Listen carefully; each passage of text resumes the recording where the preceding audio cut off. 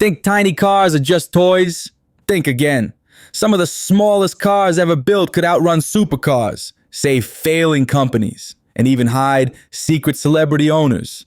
Today, we're counting down 11 microcars that broke every rule. From electric pocket rockets with 800 horsepower to bubble cars that kept BMW alive and rides George Clooney actually drove, you'll see how these pint-sized machines change the game. By the end, you'll know which car weighs less than a motorcycle but is worth six figures, and which one could fit in a hallway, yet leave Ferraris in the dust. Don't blink. These microcars are tiny, but their stories are massive. Now, let's talk about the Tata Nano. This little car launched in 2008, and here's the wild part. It was the cheapest car in the entire world. But cheap didn't mean fast. The Nano had a tiny two-cylinder engine that made just 38 horsepower. Flat out, you'd be lucky to hit 65 miles an hour, and getting there took forever, over 30 seconds. But that was the whole point. The Nano wasn't built to race Ferraris, it was built to move families around crowded city streets for the price of a new TV. And for a while, it actually worked. Imagine a car created to be so affordable, it could make car ownership possible for families who normally only rode motorcycles. The Tata Nano aimed at exactly that, launching with a price around $2,500. Designed from the ground up as a true people's car for India's growing urban population, offering basic transportation without the premium. At first, people were excited, but that excitement didn't last long. Pretty soon, reports started popping up about engines catching fire, and not just one or two, there were multiple cases with videos showing nanos burning on the side of the road. Public trust in the so-called people's car started to crumble, fast. The problem got so big that Tata had to launch a massive recall, redesigning parts of the car, fixing old ones, changing the production line, and most importantly, raising the cost. And when your main selling point is being the cheapest car in the world, higher prices are basically game over. Even though the Nano was perfect for crowded cities, sales never matched the hype. Early buyers grew nervous, and suddenly the Nano wasn't seen as a smart buy. It was seen as a risky bet. So, what went wrong? Engineers later admitted that to keep costs down, some parts were thinner, wiring wasn't insulated enough, and the exhaust system built up way too much heat. Those shortcuts turned into major failures. Still, the Nano is unforgettable. It showed how far a company could go to make cars affordable, and how quickly it can all fall apart when reliability is sacrificed. But not every tiny car came from cutting corners. Up next, we look at a microcar that wasn't born in a factory. It was born in the world of aircraft engineering. Number 10, Messerschmitt KR200, 1955 to 1964. What if your daily driver was designed by an aircraft manufacturer? After World War II, the Messerschmitt company couldn't build airplanes anymore, so they turned their engineering skills to cars instead. Their answer was the Messerschmitt KR200, a three-wheeled microcar with a bubble canopy and tandem seating that looked like something between a cockpit and a car.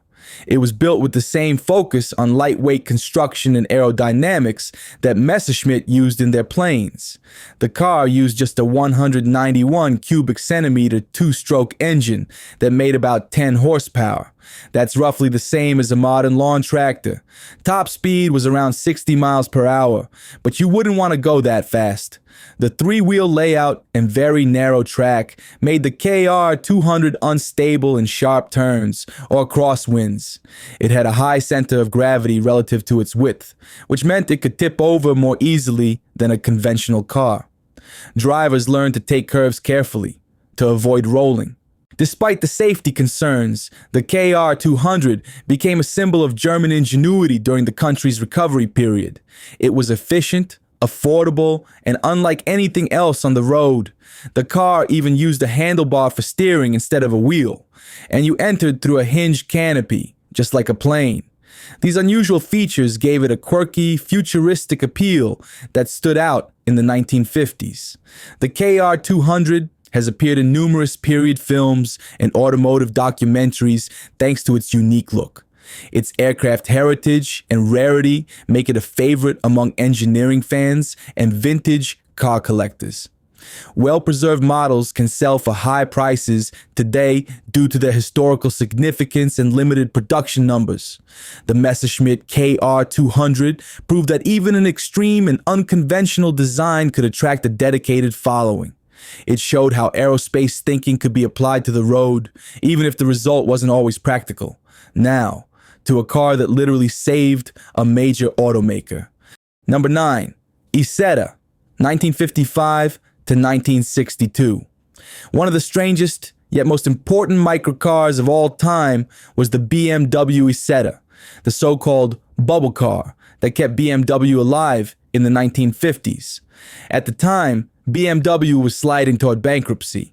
Their aircraft business was gone after the war, their car lineup wasn't selling, and the factories were in bad shape. The company needed something radical to stay afloat, and that's when they licensed a tiny Italian design from ISO and re-engineered it into their own version in 1955. The Isetta was unlike anything else on the road. Its whole front end served as the only door, swinging open with the steering wheel attached. To get inside, you pulled the handle, stepped through the front, and slid into the cabin like you were boarding an egg on wheels. People laughed at it. Some called it a toy, but for buyers who wanted something affordable and efficient, the quirks didn't matter. It simply worked. The car's dimensions kept it cheap and practical, but the real star was the engine. BMW's version used a 236 cubic centimeter single cylinder, producing around 13 horsepower. On paper, that was almost nothing, but paired with the car's lightweight, it was enough to make the Isetta viable for city use. More importantly, the fuel economy was staggering. At about 94 miles per gallon, the Isetta used barely any fuel, at a time when most American cars guzzled 4 times that amount. This wasn't a gimmick. The car gave families the chance to own real transportation at minimal running cost. Critics still pointed to the compromises. The cabin only held 2 passengers with almost no storage. The suspension was basic, and its tiny size made highway travel a challenge. But the Isetta avoided one common pitfall of other microcars. It actually had a proper reverse gear, which turned out to be a practical touch that helped it function in crowded European cities. Small as it was, this was no gimmick. It was usable transportation. What nobody expected was how successful it would become. Between 1955 and the early 1960s, BMW sold over 160,000 Isettas worldwide, making it the best-selling single-cylinder car of its era. That volume was enough to pull BMW out of its financial crisis and set the stage for the more conventional sedans and coupes that would later define the brand. Without this quirky bubble car, BMW might not exist the way we know it today. Modern collectors now see the Isetta as a cultural touchstone. Comedians once laughed at it, but enthusiasts like Leno proudly include one in their collections. Restored examples can fetch impressive prices, not because of luxury or performance, but because of what the Isetta represents: survival through innovation. Its bubble shape and single front door have made it one of the most iconic silhouettes in microcar history. The Isetta proved that a radical small car could actually rescue a giant automaker. But how could a different tiny machine convince skeptical Americans that small cars weren't just a European thing? Number 8. Subaru 360, 1958 to 1971. How did a tiny Japanese car convince America that small could be practical? The answer is the Subaru 360. Japan's version of a Volkswagen Beetle, it was built to be simple, cheap, and reliable for everyday people. It first appeared in 1958, right as Japan's economy was starting to boom.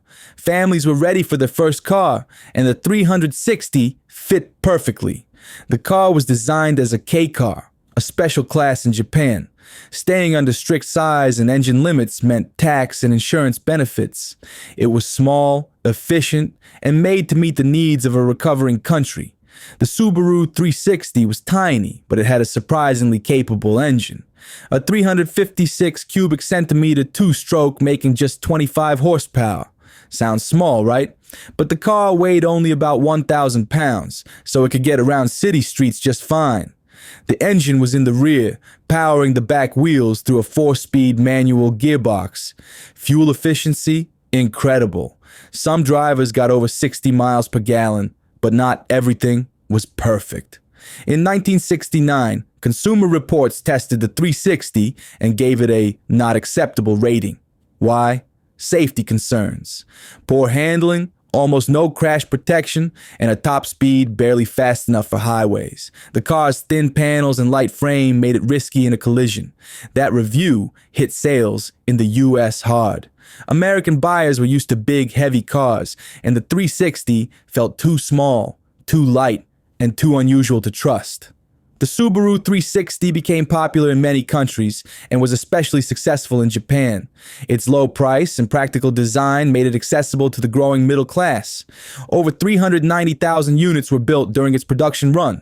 The car also featured monocoque construction, which was advanced for its time, and independent suspension on all four wheels. The Subaru 360 also became a cultural icon in Japan. It appeared in movies, television shows, and even anime, often symbolizing the optimism and modernization of the 1960s. It was one of the first Japanese cars to be widely exported, helping establish brands like Toyota and Honda in global markets. Although it struggled in America, the 360 demonstrated that small, efficient cars could have a place in the world. Its legacy is clear. The Subaru 360 helped pave the way for Japanese imports and changed how people view compact cars. It showed that practical, affordable transportation could come in a very small package. Next, we move to an Italian car that became a defining icon of city mobility. Number 7, Fiat 500, 1957 to 1975. What if I told you this car was made for factory workers? The Fiat 500 was Italy's post-war people's car, designed to give ordinary families a way to move beyond scooters and motorcycles. It arrived in 1957, just as Italy was rebuilding. Fiat saw a chance to create a car almost anyone could own.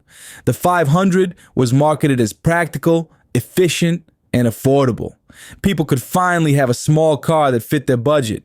Its engine was tiny, a 479 cubic centimeter two-cylinder making just 13 horsepower. That's less than some modern electric bicycles. The engine was mounted in the rear to save space and simplify the drivetrain. It was air-cooled, so there was no radiator, no hoses, and no coolant to worry about. Maintenance stayed simple, and costs stayed low. The car measured just over 9 feet long and about 4 feet wide. That made it perfect for Italy's narrow streets, where parking was limited. Even today, the Fiat 500's size and design show how carefully it was made for city life. Despite its small engine, the Fiat 500 became Italy's best-selling car for more than a decade. Over 3.6 million were built during its original production run. People appreciated its charm, efficiency, and easy handling. It wasn't fast. Top speed was around 60 miles per hour, but it was ideal for city streets. Some later models had a roof that rolled back like a sunroof, which added to its appeal. The Fiat 500's influence didn't stop in Italy. Modern versions have been owned by celebrities, including Jennifer Lopez, who liked its style and compact size. The original model appeared in many Italian films, including Federico Fellini's La Dolce Vita, where it became a symbol of 1960s Italian life and culture. Its unique shape and cheerful character made it instantly recognizable and a natural fit for cinema. The Fiat 500 influenced generations of city cars around the world.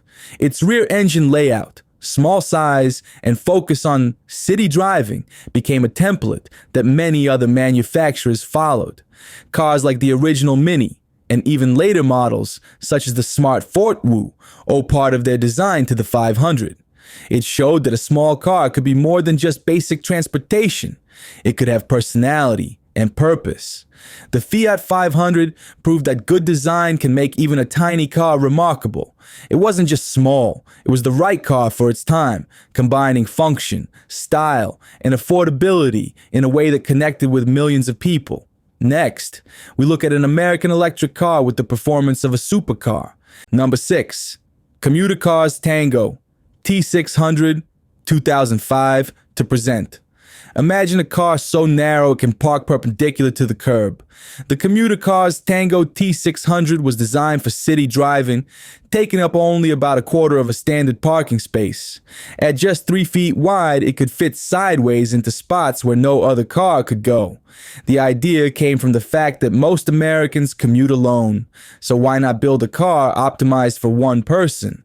The Tango promised the agility of a motorcycle with the safety of a car. It used a racing-derived chassis for a strong, rigid structure and had dual electric motors, one for each rear wheel, producing 805 horsepower. That allowed it to go from 0 to 60 miles per hour in just over 3 seconds, even though it weighed around 3,000 pounds. Its low center of gravity and wide track helped keep the narrow body stable.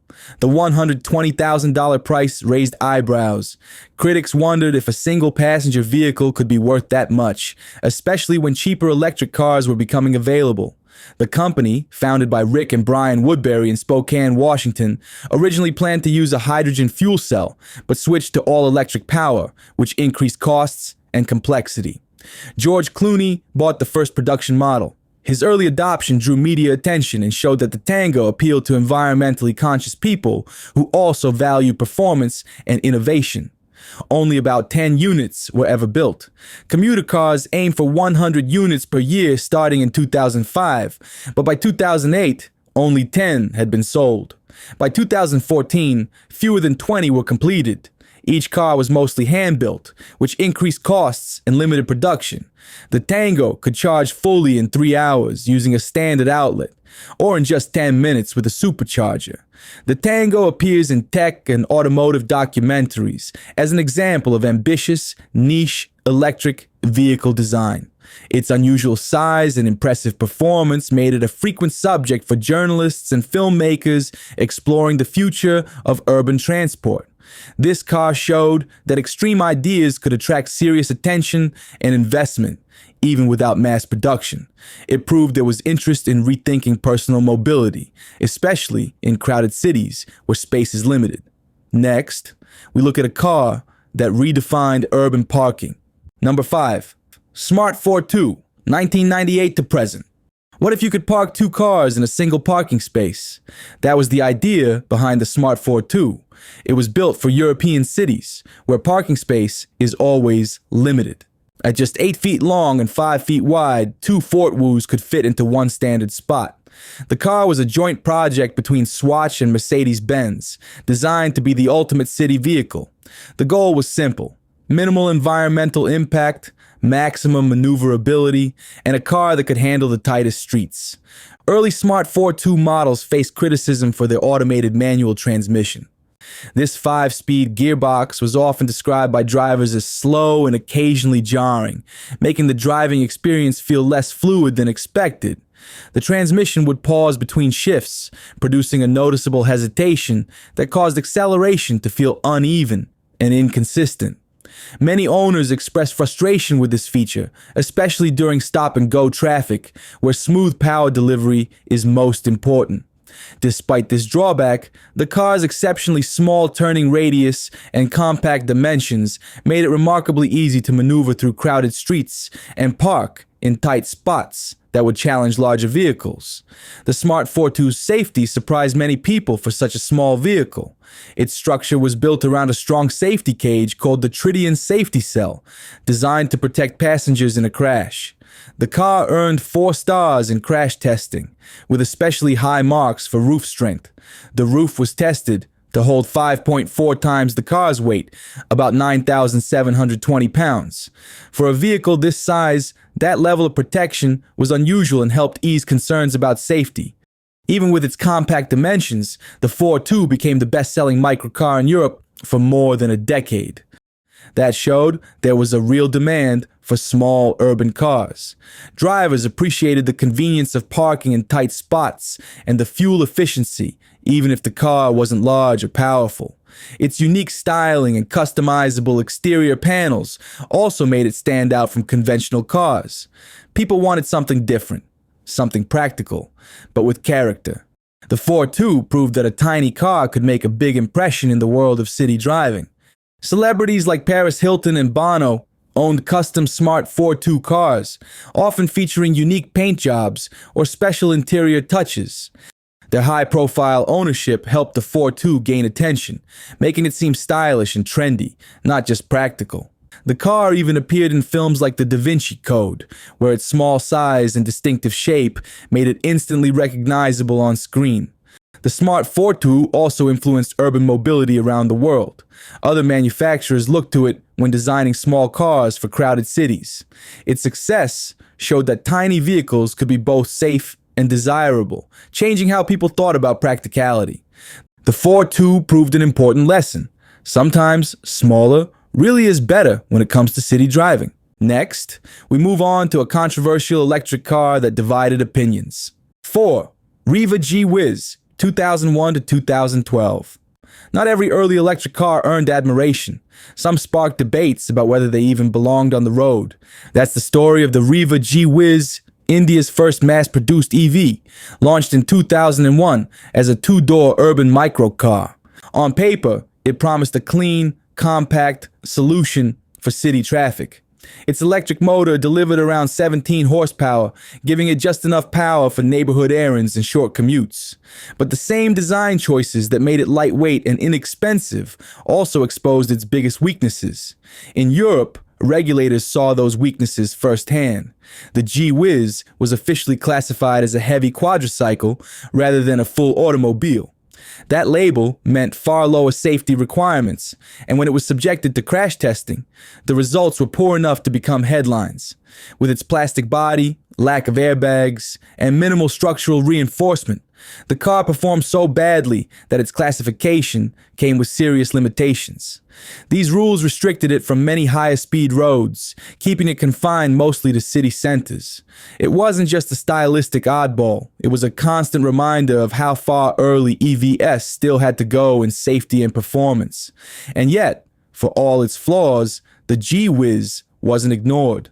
In London, where congestion charges made daily driving expensive, its all-electric nature gave it a financial advantage.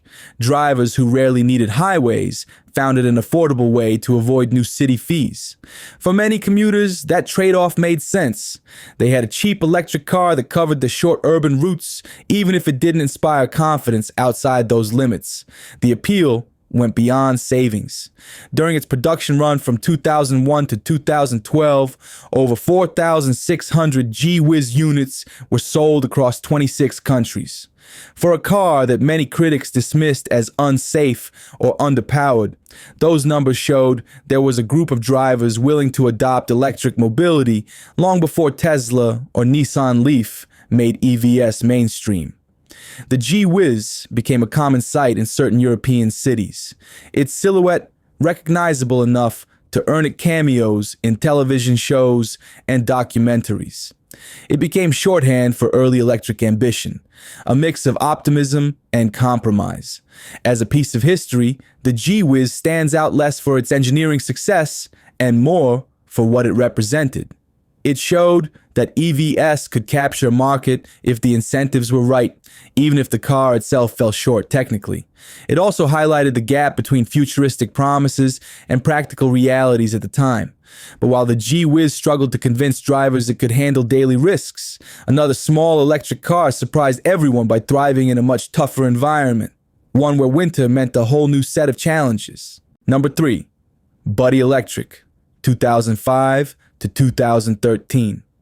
Norway's answer to early electric mobility came in the form of the Buddy Electric, a car that looked unusual, drove simply, and, most importantly, worked in places where winter wasn't just an inconvenience, but a way of life. Developed in the early 2000s, the Buddy was built as a straightforward city commuter, with one crucial difference. It could actually cope with freezing conditions that sidelined other early EVs compact.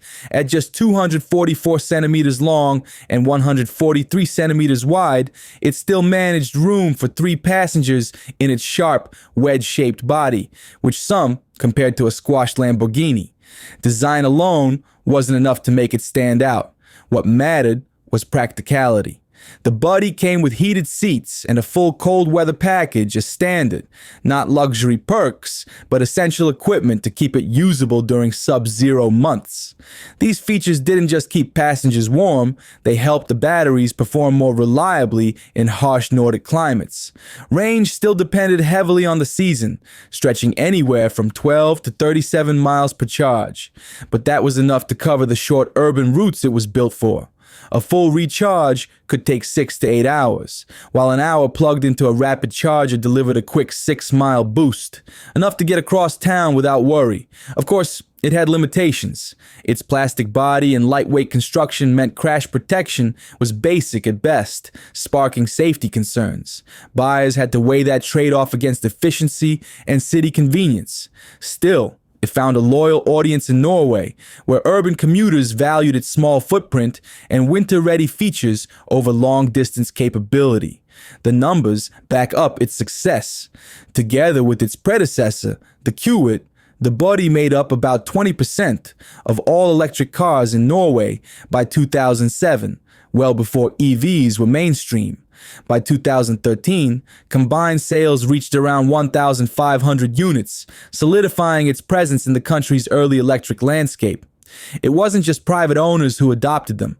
Government agencies put Buddies into service as functional fleet cars, proving they could handle the daily grind as well as personal commutes. The Buddy Electric even managed a pop culture cameo, appearing in the 2017 film Downsizing with Matt Damon at the wheel.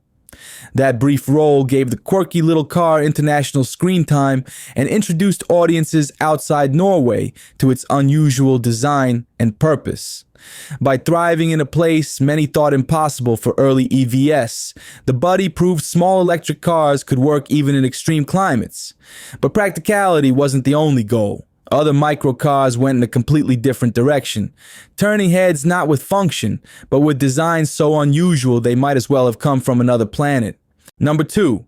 Peel Trident, 1965.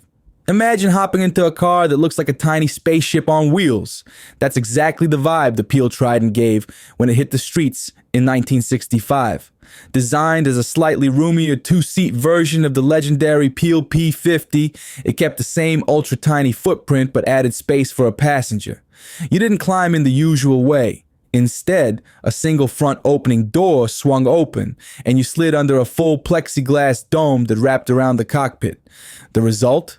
A panoramic, almost science fiction view of the road like nothing else on Earth. Under the hood, the Trident shared the same tiny 49 cubic centimeter engine as the P50, pumping out just 4.2 horsepower. That's barely enough to hit 40 miles per hour, so forget about highways. Its extreme mini size made it tricky in regular traffic too. At only 1.2 meters wide and 1.8 meters long, other drivers could easily miss it. And that iconic bubble canopy, while it looked amazing, it offered almost no protection. The lightweight body meant that even a small bump could spell serious trouble. Only around 80 Peel Tridents were ever made, making them incredibly rare today. When one does pop up at auction, collectors are willing to pay 5-figure prices just to get their hands on a piece of automotive history. And with its space-age styling straight out of 1960s futurism, the Trident still grabs attention wherever it rolls. Proof that tiny cars can leave a huge impression. For fans who don't want to track down one of the original 80, modern reproductions of the Peel Trident are now available. These hand-built versions stay true to the iconic design, the bubble canopy, the ultra-compact size, but they come with updated features for better reliability and can be powered by either petrol or electric engines. It's the same futuristic look and tiny footprint, now ready for today's roads. The Trident's futuristic design didn't just turn heads, it inspired later microcars with its bold mix of minimalism and eye-catching style. It proved that even tiny cars could be creative, practical, and memorable all at once. Sure, it wasn't built for speed or long trips, but it showed that imagination could overcome real-world limits. And speaking of tiny cars, up next, we're looking at the smallest production car ever made. Number 1. Peel P50, 1962 to 1965. Revived 2011 to present. The title of the world's smallest production car belongs to the Peel P50, and it still holds the Guinness World Record more than 50 years later. Built on the Isle of Man between 1962 and 1965 by Peel Engineering, the P50 was an experiment in extreme minimalism. Measuring only 54 inches long and 39 inches wide, it was shorter than most bicycles and light enough that a single person could move it. The P50 weighed about 130 pounds, less than many adults. Inside, the concept was stripped to the bare minimum. It featured one small seat, space for a shopping bag, and a single door on the left side. The front carried just one headlight and a lone windshield wiper, highlighting how little it included beyond the essentials. Even its three-wheel layout, two at the front, one at the rear, underscored its simplicity. Peel's engineers weren't aiming for comfort or speed. They were asking a different question. How small could a car be and still get the job done? Power came from a 49cc DKW engine producing about 4.2 horsepower. Paired with a 3-speed manual gearbox, it managed a top speed of around 37 miles per hour. It wasn't equipped with a reverse gear, so drivers had to get out and physically maneuver the car backward using a small handle on the rear. The car was never designed to leave city streets, and its limits were obvious if you tried. Still, in its intended environment, short urban trips, it stood as a clever way to push efficiency to its extreme. When it first launched, the Peel P50 sold for just 299 pounds, around 6,400 pounds in today's money. But its rarity has turned it into one of the most expensive microcars in the world. In 2016, one original example went under the hammer at Sotheby's and sold for an astonishing $176,000. Collectors now prize the few surviving originals as both automotive curiosities and cultural icons, driving auction prices into six figures whenever they appear. The car never disappeared from public attention either. Jeremy Clarkson famously spotlighted the P50 on an episode of Top Gear, driving it into the BBC offices to demonstrate its tiny dimensions. That tongue-in-cheek moment introduced the little car to a global audience and cemented its quirky reputation. Modern reproductions, both petrol and electric, continue to be hand-built today by microcar specialists in England, with prices starting near £14,000. In the end, the Peel P50 wasn't about practicality or speed, it was about possibility. Its size alone forced people to reconsider what a car could be. And in many ways, that lesson still echoes through the smallest vehicles that change the way we think about transportation. So what did these 11 microcars really prove? First, they weren't just gimmicks. Some were ambitious feats of engineering. The BMW Isetta literally saved its company, while the ultra-narrow Tango claimed acceleration numbers in supercar territory. Second, they shaped the way cities and electric mobility evolved. Micro EVs like Norway's Bodhi became real commuter tools, and the Renault Twizy even ranked as Europe's top-selling plug-in EV in 2012. These weren't small footnotes. They left measurable marks on urban transport. Now here's the question for you. Which of these tiny cars would you actually daily drive? Drop your pick below.